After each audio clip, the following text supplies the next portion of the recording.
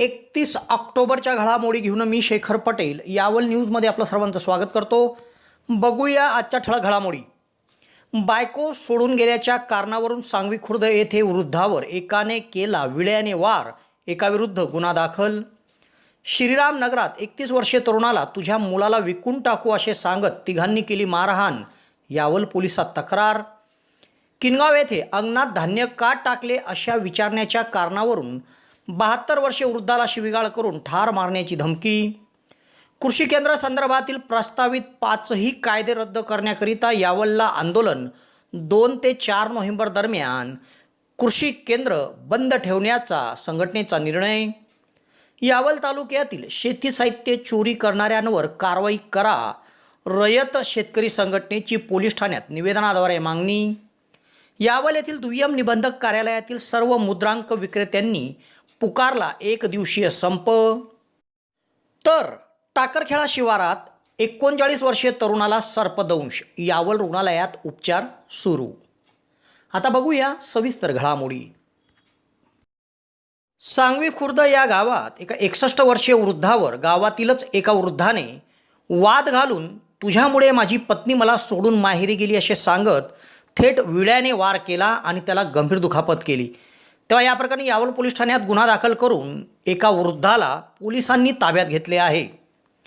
सांगवी खुर्द तालुका यावल येथील रहिवासी पंडित श्यामराव धनगर व 61 यांच्यासोबत गावातीलच धनराज एकनाथ बाऊसकर धनगर या वृद्धाने चौकात वाद घातला आणि तुझ्यामुळे माझी बायको मला सोडून माहेरी निघून गेली असे सांगत थेट त्यांच्यावर विड्याने हल्ला चढवला। यामध्ये पंडित धनगर यांच्या डाव्या हाताच्या बाजूला जबर दुखापत झाली।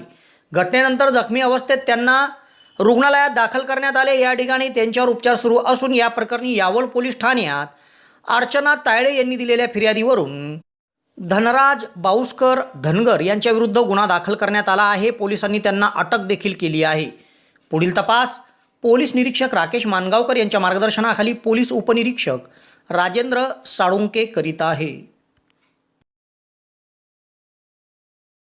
यावल शहरातील श्रीराम नगरातील रहिवासी 31 वर्षीय तरुणाला तिघांनी शिवीगाळ केली, मारहाण केली आणि तुझ्या मुलाला विकून टाकू अशी धमकी दिली।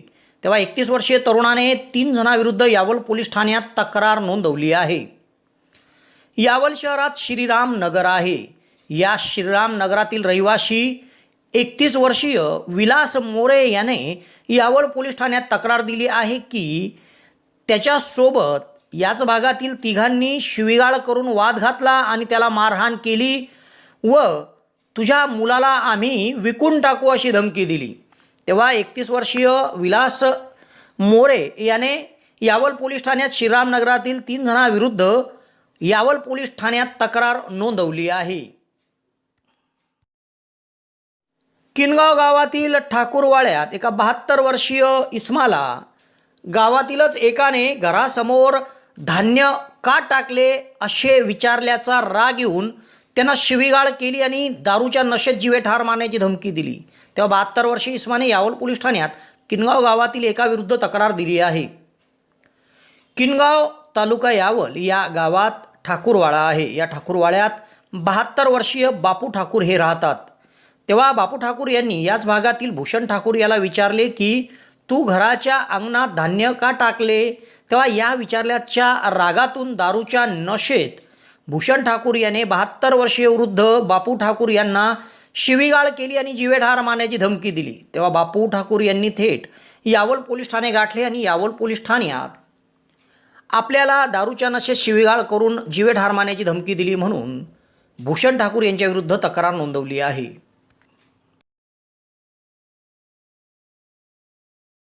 यश एजन्सी यावल घेऊन आले आहे मेगा फेस्टिवल ऑफर। या गणेशोत्सवापासून ते थेट दिवाळीपर्यंत 5000ची वस्तू खरेदी करा आणि सहभागी व्हा लकी ड्रॉमध्ये।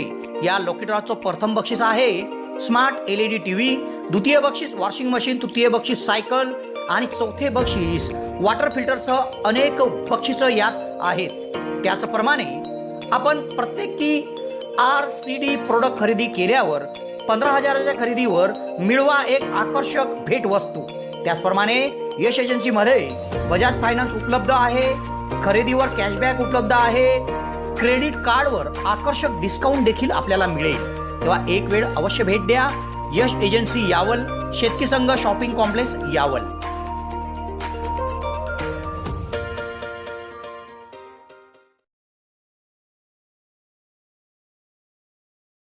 यावल तालुक्यातील कृषी केंद्र संचालकांनी यावल शहरात आंदोलन केले व पंचायत समिती, कृषी विभाग आणि तहसील कार्यालयामध्ये निवेदन देत महाराष्ट्र शासनाकडील प्रस्तावित विधेयकमधील जाचक नियमांचा त्यांनी विरोध केला आणि शासनाने प्रस्तावित केलेले 5ही कायदे रद्द करण्याची त्यांनी मागणी केली आहे.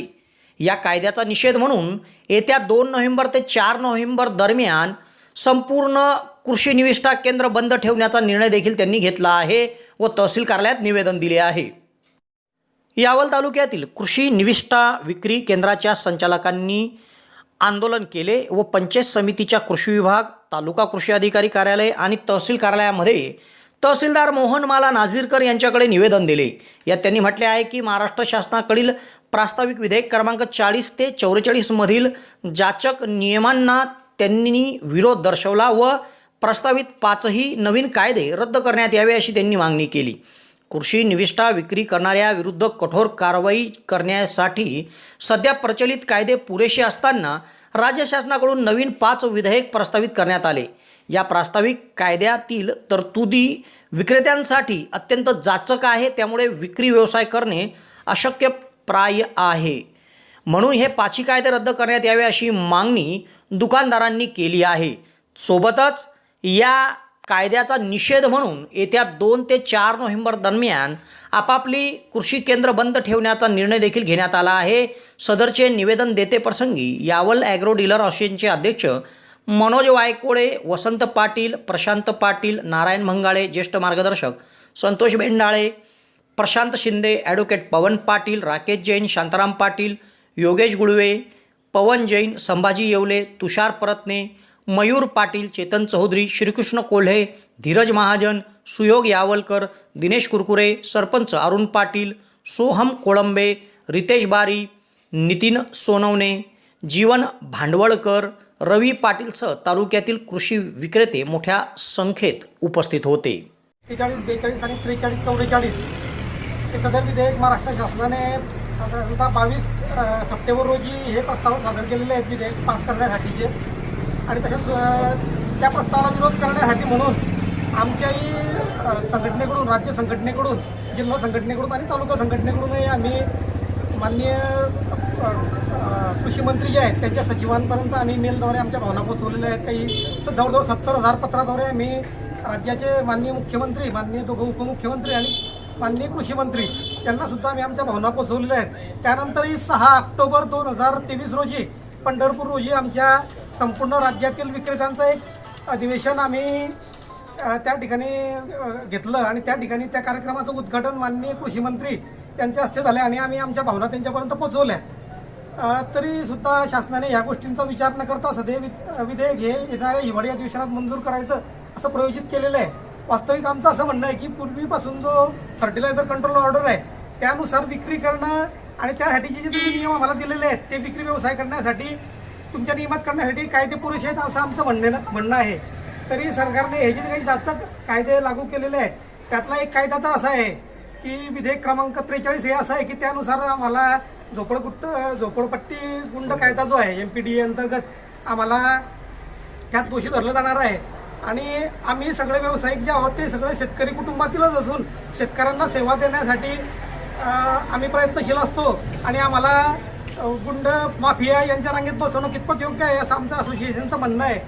तरी ह्या माध्यमातून आम्ही शासनाला अशी विनंती करू इच्छितो की प्रस्तावित विधेयक क्रमांक 40 ते 44 हे आपण त्वरित मागे घ्यावेत आणि याचा निषेध म्हणून आम्ही येत्या 2 नोव्हेंबर 2023 ते 4 नोव्हेंबर 2023 संपूर्ण महाराष्ट्रातील 70 ते 72,000 विक्रेते बंद ठेवतोय. आणि तरीही शासनाने जर आमची दखल नाही घेतली तर यापुढे येणाऱ्या 1 डिसेंबरपासून आम्ही बेमुदत बंदचा इशारा या निमित्ताने सरकारला देऊ इच्छितो. शासनाने आमच्या मागण्यांची दखल घ्यावी या निमित्त आमची विनंती आहे. धन्यवाद. तेव्हा सदर कायदे रद्द करण्यात यावे अशी त्यांची मागणी आहे. यावल तालुक्यातील ग्रामीण भागात शेतशिवारातून मोठ्या प्रमाणावर शेतकऱ्यांच्या शेती साहित्यांची चोरी होत आहे. तेव्हा अशा भुरट्या चोरट्यांवर कारवाई करण्यात यावी अशी मागणी रयत शेतकरी संघटनेच्या वतीने करण्यात आली आहे. याबाबतचे निवेदन यावल पोलीस ठाण्यात देण्यात आले आहे. यावल येथील पोलीस ठाण्यात रयत शेतकरी संघटनेचे जिल्हा कार्याध्यक्ष रमजान पिंजारी यांनी निवेदन दिले आहे.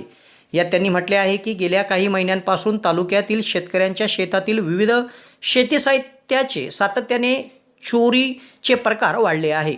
अन्नदात्या शेतकऱ्याच्या शेती अवजारांची चोरी मोठ्या प्रमाणावर होत असून यात प्रामुख्याने शेतविहिरीत लावलेल्या विद्युत पंपाच्या केबल वायरी, स्टार्टर, पाईपसारखे साहित्य लांबवले जात आहे.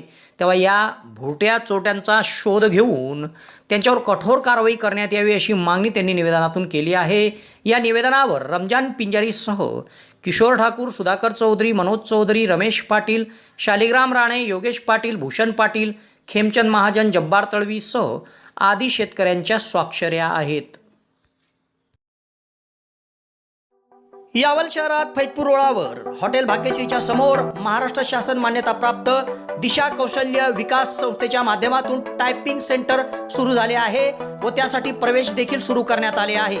यासाठी शैक्षणिक पात्रता 8वीच्या पुढील असून या ठिकाणी मराठी कम्प्युटर टायपिंग आणि इंग्रजी कम्प्युटर टायपिंगचा कोर्स दिला जाणार आहे व त्यासाठी बस पासची सुविधा देखील उपलब्ध होणार आहे.